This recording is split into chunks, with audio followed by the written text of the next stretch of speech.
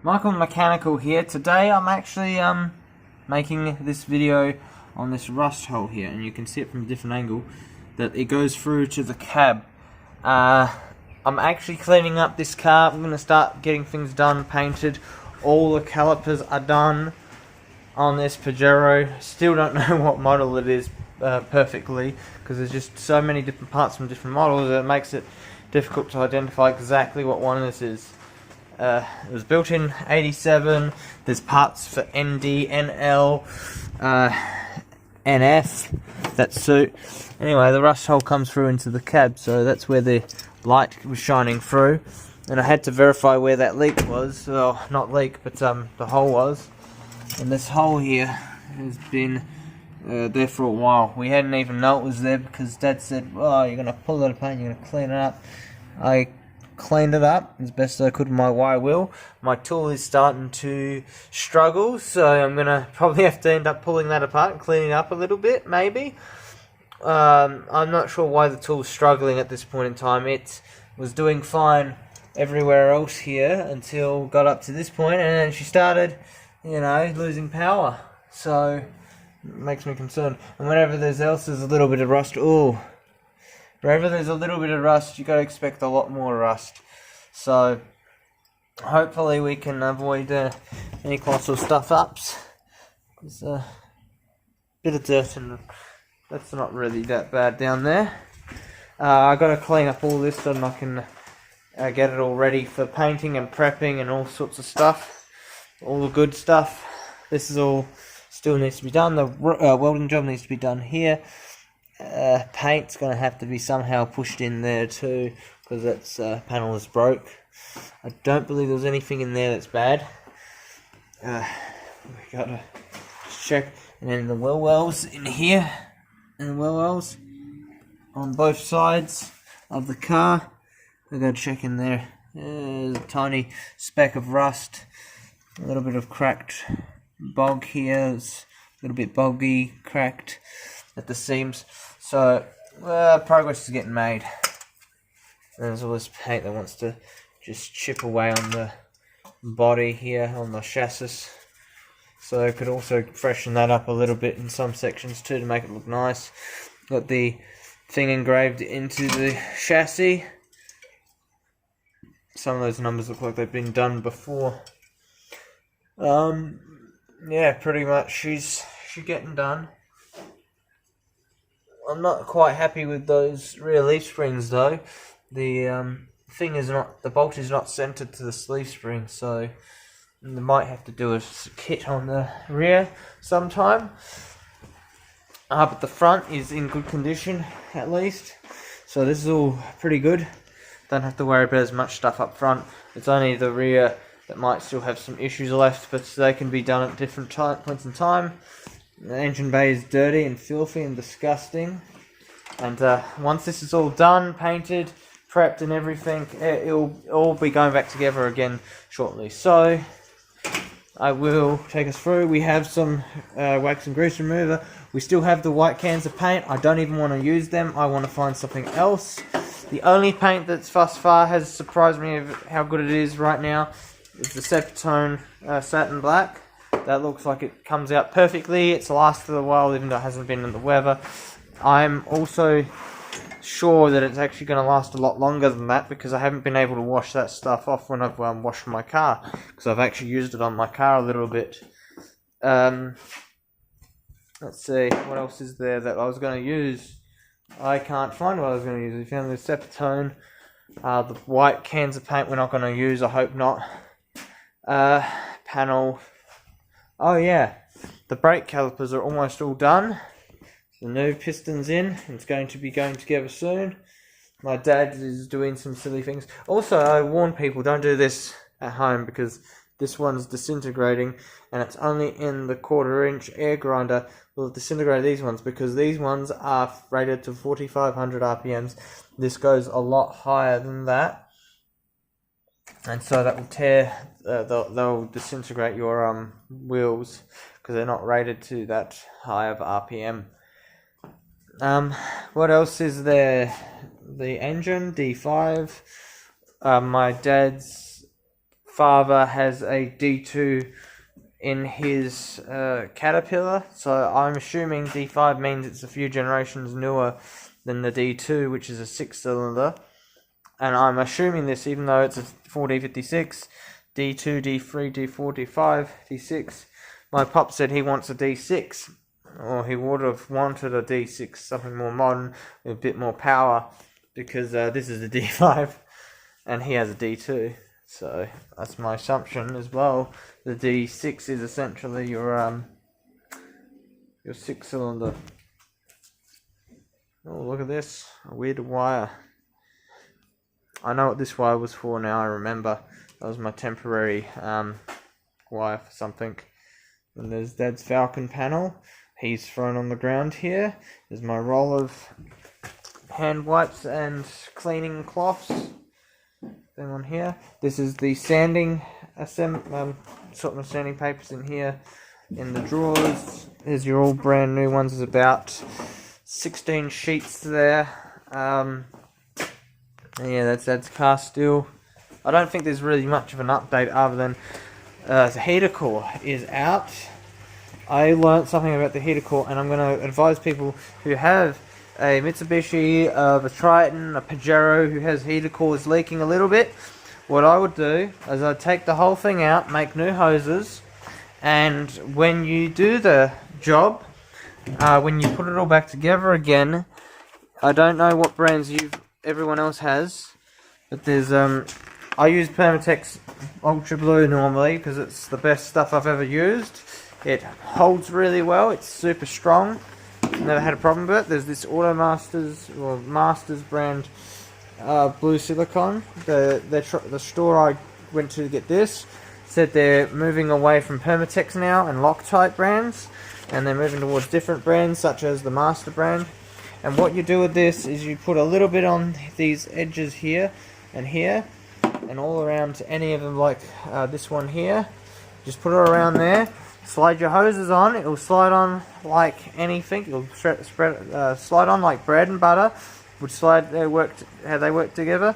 You put it all together, you put your hose clamps on, any type will do. The originals will be fine in this application, in this method.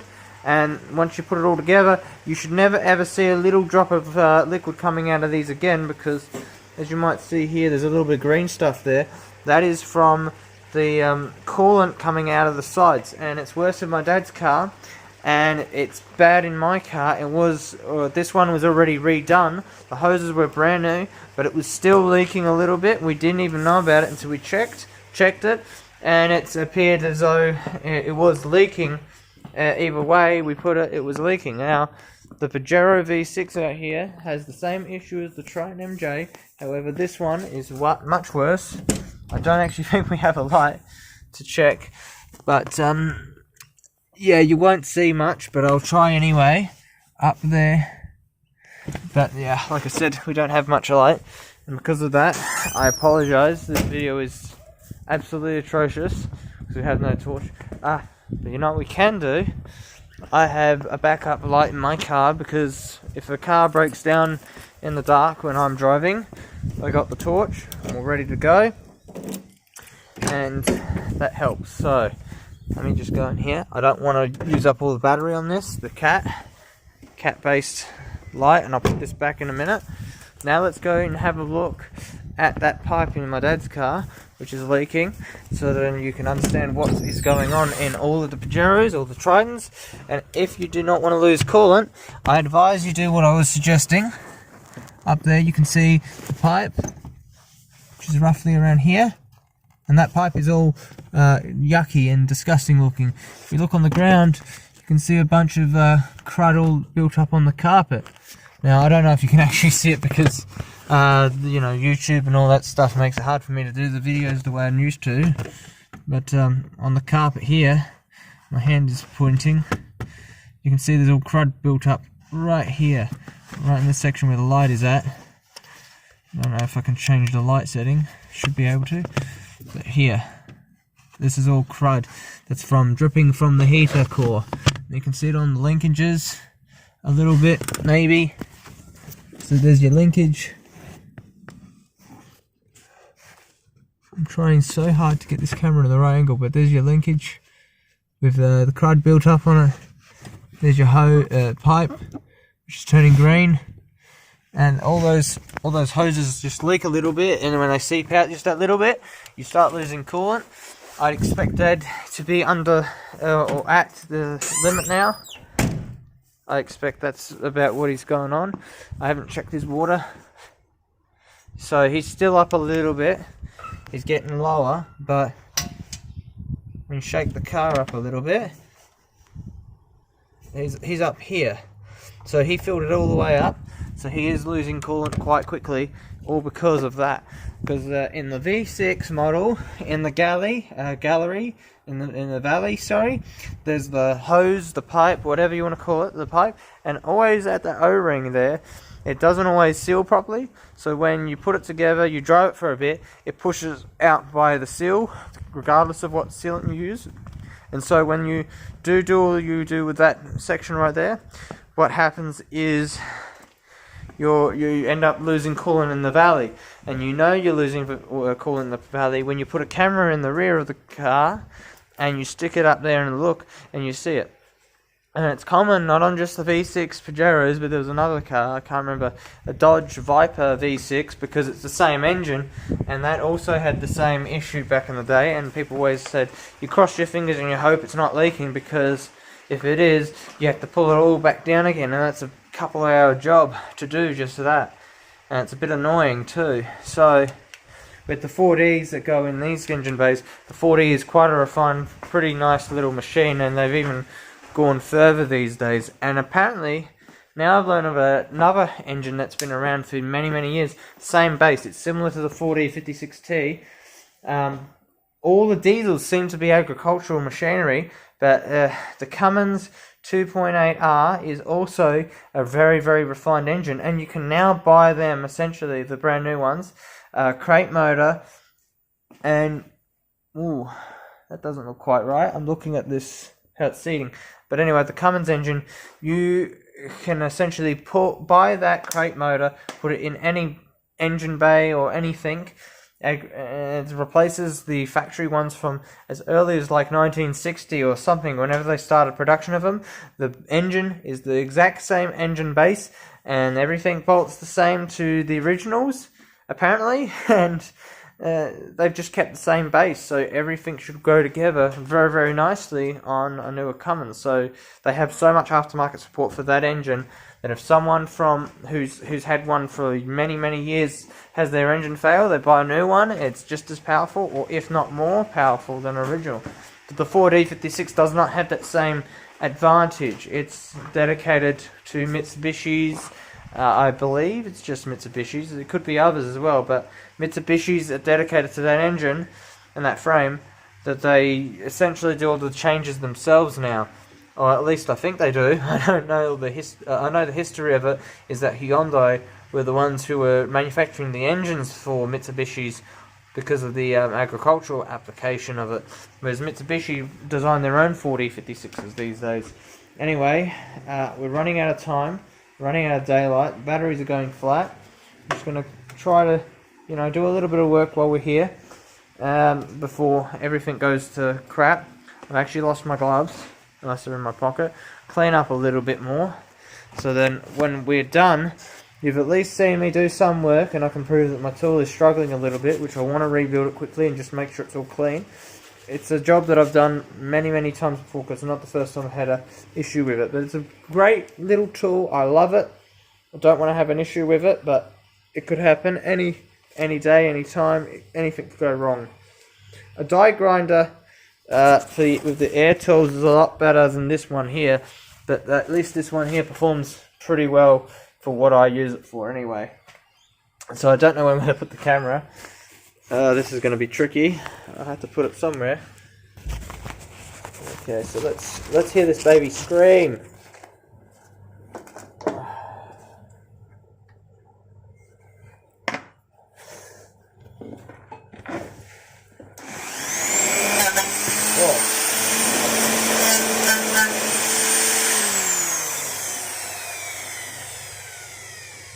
It's on a bit of a high setting.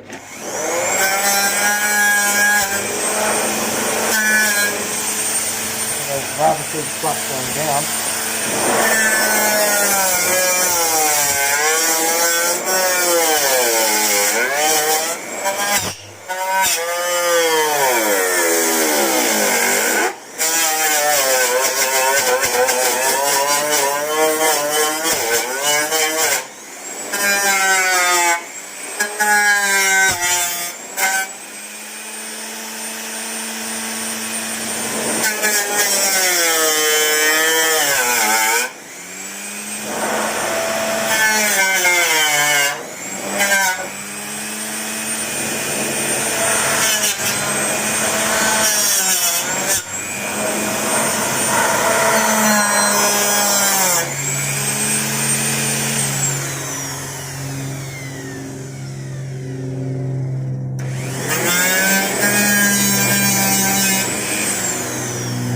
Batteries are dead.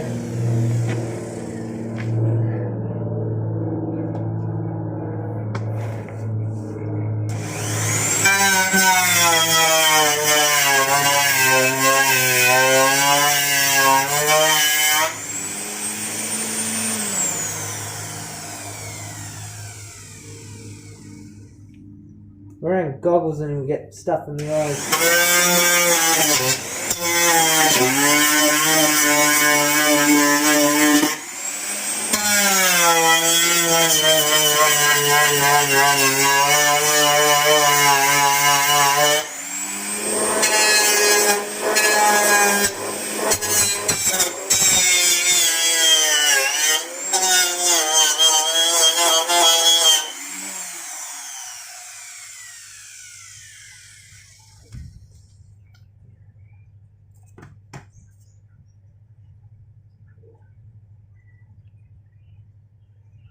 Well, at least we cleaned something.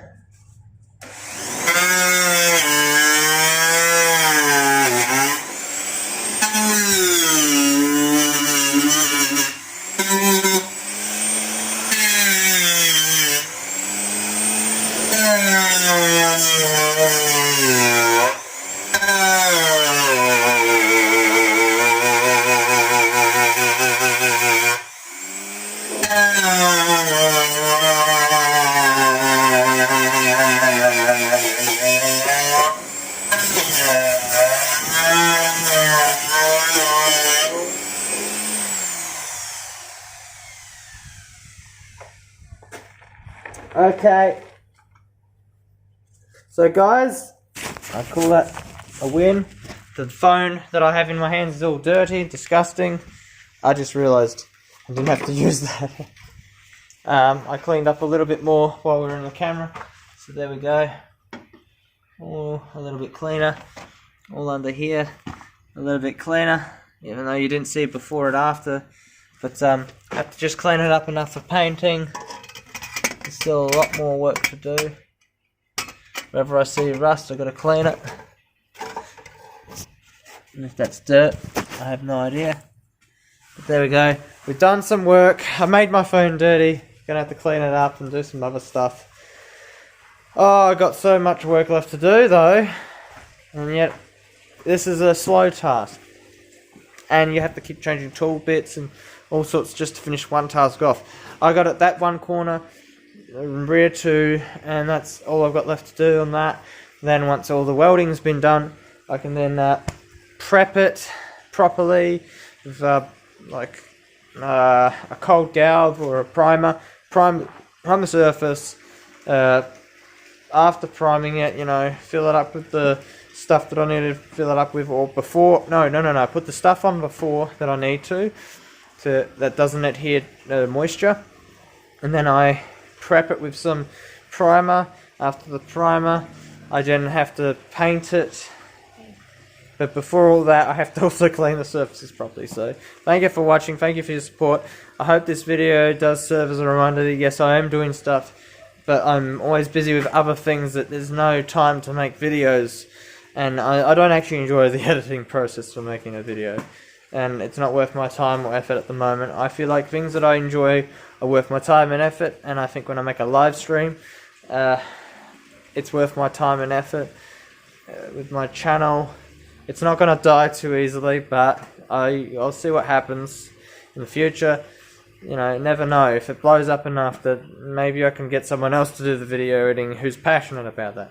Anyway, thank you all for watching. Michael Mechanical is signing off. Goodbye.